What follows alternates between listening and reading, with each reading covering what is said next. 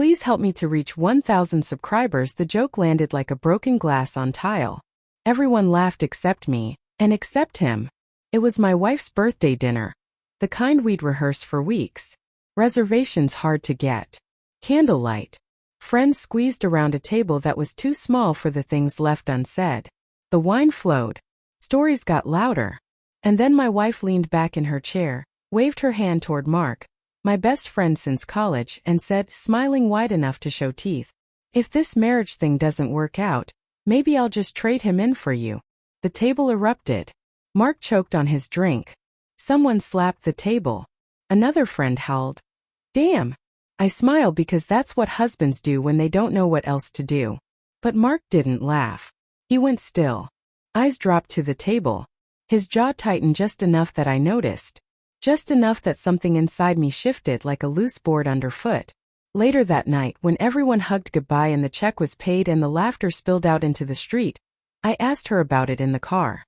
"Hey," I said lightly. "That joke earlier about Mark?" She rolled her eyes. "Relax. It was obviously a joke." "Yeah," I said. "I know. Just weird delivery." She turned the radio up. That should have been the end of it. It wasn't. The first missed call came 3 days later. I saw it on her phone while it buzzed on the kitchen counter. Unknown contact. She flipped it face down before I could ask. "Spam," she said too quickly. After that, it was little things. She started guarding her phone like it was fragile, taking it into the bathroom, turning the screen away from me on the couch, laughing at messages and saying, "Just work stuff." When I asked, Mark stopped coming by. That part hurt more than I expected.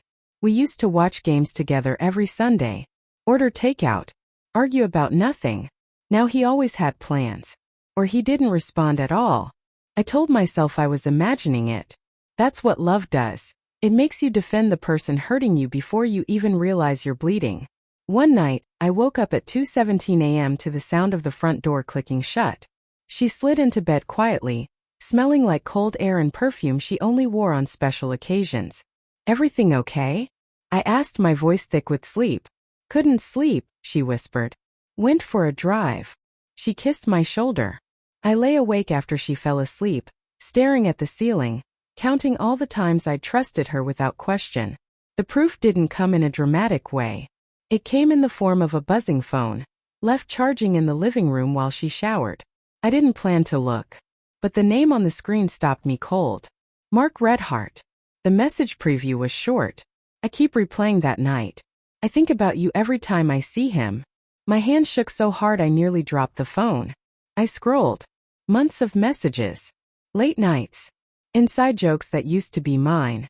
Complaints about me, how I didn't listen, how I was comfortable, how Mark made her feel seen.